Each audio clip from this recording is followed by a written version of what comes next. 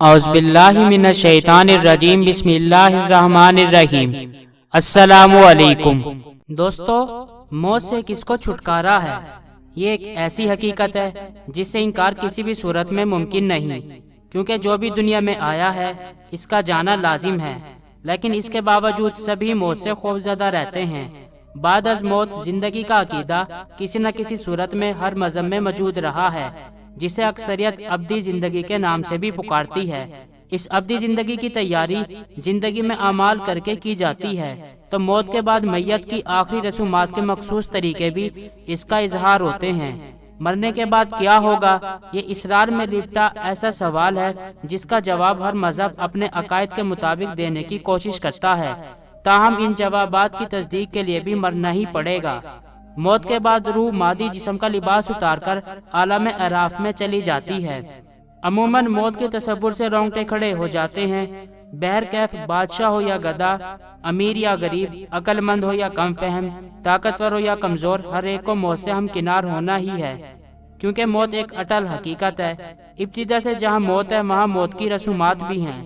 فوت ہونے والے عزیز و اقارب کو یاد کرنا، ان کے لیے اظہار غم اور ان کی آخری رسوم کے حوالے سے ہر ثقافت اور مذہب میں الگ الگ طریقے اور رسومات رائج ہیں۔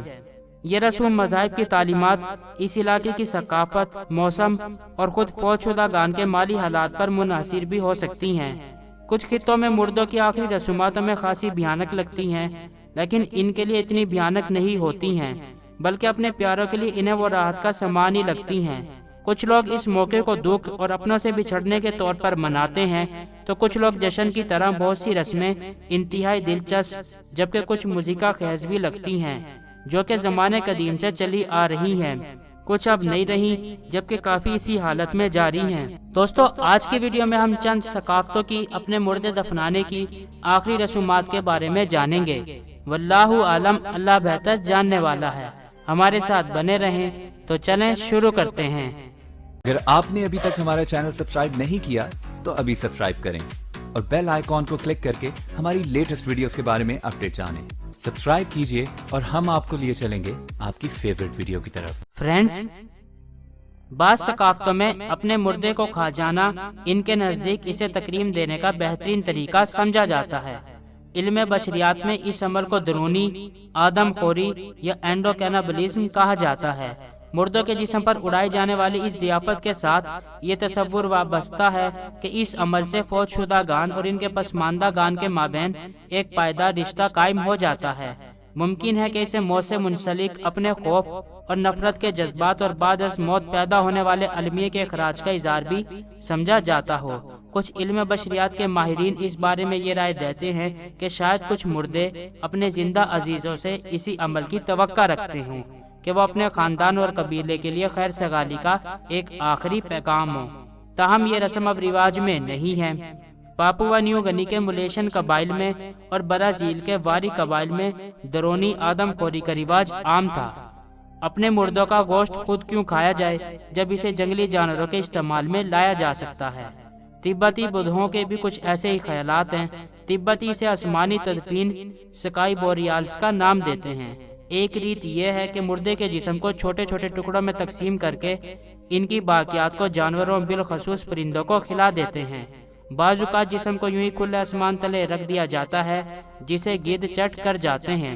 ان کے نزدیک گدھ ایک متبرک پرندہ ہے جسے وہ داکنی یعنی فرشتہ کہتے ہیں۔ یہ گدھ مردے کا گوشت کھا کر اس کی روح آسمانوں میں لے جاتے ہیں، جہاں اسے کسی دوسرے جسم میں دوبارہ جنم لینے کے لیے دنیا میں بھیجا جاتا ہے۔ بدھ جسم کو سنبھال کر رکھنے، محفوظ کرنے یا ان کی یادگار بنانے پر یقین نہیں رکھتے، کیونکہ ان کے مطابق مردہ جسم ایک خالی برتن کی مانند ہے۔ وہ روح کے دوام پر یقین رکھتے ہیں، اس لیے ان کے مطابق مردہ جسم کو پرندوں اور دیگر جانوروں کو کھلا دینا بھی ایک قسم کا دان اور خیرات ہے، کیونکہ یہ کئی چھوٹے جانوروں کی جان بچانے کے مترادف ہے۔ تبتی ویسے تو آسمانی تدفین کے علاوہ پانی میں بہانا، جلانا، دفن کرنا اور اسٹوپا بنانے جیسے طریقے بھی اختیار کرتے ہیں، لیکن آج بھی 80% بدھ آسمانی تدفین کے طریقے کو ہی ترجیح دیتے ہیں۔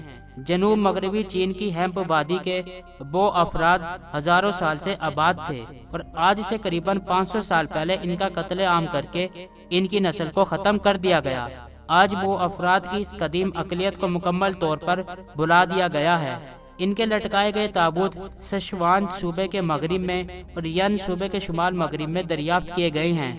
یہ افراد اپنے مردوں کو شنگرفی سرخ رنگ کے منقش تابوتوں میں بند کر کے تقریباً 300 فٹ بلند پہاڑ کی چوٹیوں پر لکڑی کی میخیں گاڑ کر لٹکا دیا کرتے تھے، جسے معلق مدفن سسپینڈڈ بوریالز کہا جاتا ہے۔ بہت سے تابوتوں پر وہ افراد کی زندگیوں اور رہن سہن کے انداز کی تصویری عکاسی کی گئی ہے۔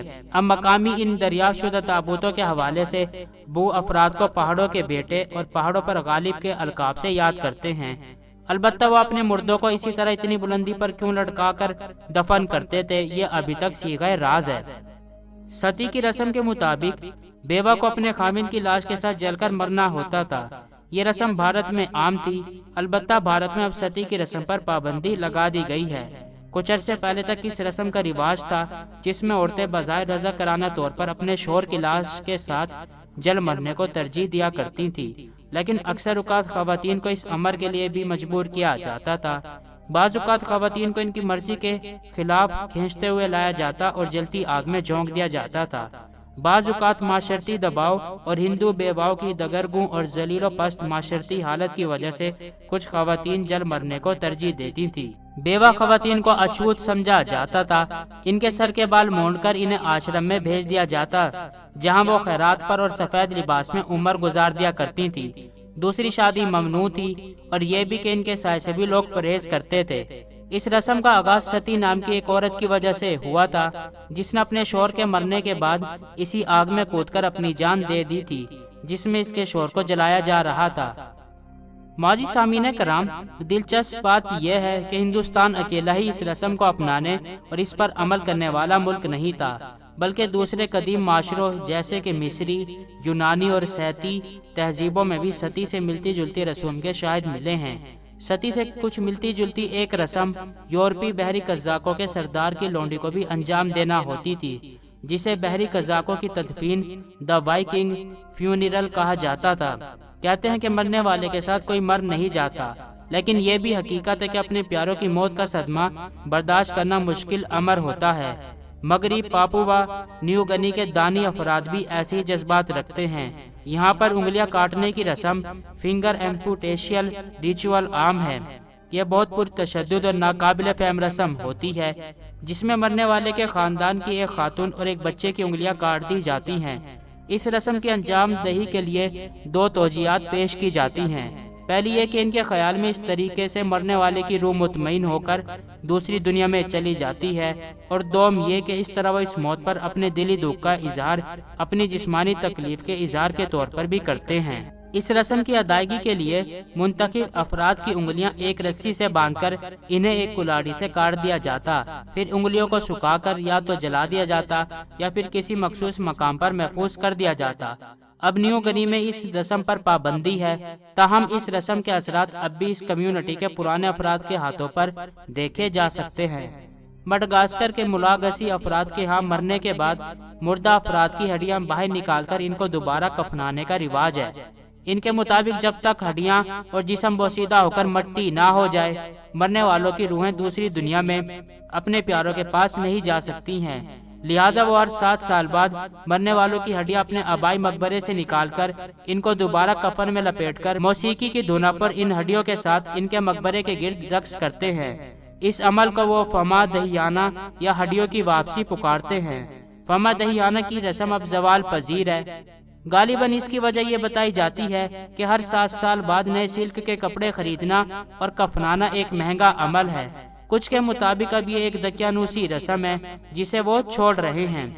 امریکی شمال مغربی اور ہائیدہ افراد کے ہاں مردوں کے مینار بنانے کا رواج تھا۔ اپنے مردوں کی تدفین کے لیے لوگ لکڑی کے مینار تیار کرتے جن پر مختلف نقش و نگار بنائے جاتے۔ یہ نقش و نگار ان کے طرز زندگی، رسومات، بزرگوں اور سرکردہ افراد کی تصاویر یا مذہبی رسومات کے عکاس ہوتے۔ مینار کے بلائی جانب ایک خلا بنا کر اس پر مرنے والے کا تابوت رکھ دیا جاتا، جہاں یہ 1 سال تک پڑا رہتا اور جانوروں کی خوراک بنتا رہتا۔ مشاہیر، جنگجو یا سرداروں کی لاشوں کے ساتھ مزید ظالمانہ برتاؤ کیا جاتا۔ ان کی لاش کو کوٹ پیٹ کر بلغوبے کی شکل دے دی جاتی تاکہ وہ ایک چھوٹے صندوق میں ڈال کر مینار کے اوپر رکھے جا سکیں۔ یہ عقیدہ رکھا جاتا کہ اس طرح فرشتے حیات بعد از موت میں ان کے محافظ ہوتے ہیں۔ مشرقی اور مغربی کیونس لینڈ، دریائے ڈارلنگ کے طاس، مورے دریا کے طاس، زیرین دریائے مور کے جھیل کے قصبات اور وسطی شمالی جنوبی آسٹریلیا کے کچھ باشندوں میں مردوں کی لاش کو سکھا کر ان کی باقیات کو سنبھال کر رکھنے کی عجیب و غریب روایات پائی جاتی ہیں۔ مورے دریا کے آس پاس کے باشندے بعض اوقات لاش کو دھوئیں کی مدد سے سکھاتے ہیں۔ میری نووا افراد اپنے کسی عزیز کی موت کے بعد اس کی لاش کو کسی بلند چبوترے یا کسی اور اونچی جگہ پر پتوں یا شاخوں سے ڈھانپ کر رکھ دیتے ہیں، جہاں وہ 1 سال یا اس سے زیادہ عرصے تک پڑی رہتی ہے، یہاں تک کہ وہ پوری طرح بوسیدہ ہو کر گل سڑ جائے اور ہڈیاں باقی رہ جائیں۔ کچھ جگہوں پر مردے کے گلنے کے عمل کے دوران اس کی لاش سے ٹپکنے والا مایع اکٹھا کر کے اس خاندان کے نوجوانوں کے جسم پر ملا جاتا تھا تاکہ ان میں مرنے والے کی خوبیاں سما سکیں۔ دوستو، میں ہوں آپ کا ہوسٹ دوست عظیم الظفر اور آپ دیکھ رہے ہیں عظمی وائس۔ دوستو، آج کی ویڈیو کے بارے میں آپ کی کیا رائے ہے؟ کمنٹ باکس میں اپنی قیمتی رائے کا اظہار ضرور کیجیے گا۔ دوستو، انشاءاللہ اب ہم اپنی نیکسٹ ویڈیو تک کے لیے نئے خواہشات کے ساتھ آپ سے اجازت چاہیں گے۔ خوش رہیں، خوشیاں بانٹیں، جییں اور جینے دیں۔ اپنا اور اپنے چاہنے والوں کا خیال رکھیے۔ لانگ لیو پاکستان، لانگ لیو پاک آرمی۔ اللہ ہم سب کا بھی ناصر ہو۔ فی امان اللہ، گڈ بائے۔ دوستو، یہ ویڈیو آپ کو کیسی لگی، اچھی یا بری؟ اپنی رائے کا اظہار کمنٹ باکس میں ضرور کریں تاکہ ہمیں پتہ چل سکے ہم جو محنت کر کے ویڈیوز بنا رہے ہیں آپ کو پسند بھی آ رہی ہیں یا نہیں۔ ویڈیوز کو لائک، کمنٹ یا شیئر کرنے کے آپ کے بالکل بھی پیسے نہیں لگیں گے، البتہ ہماری حوصلہ افزائی ضرور ہوگی، اور اگر ویڈیو میں کوئی خرابی ہے تو ہم اس کو دور کر پائیں گے۔ شکریہ۔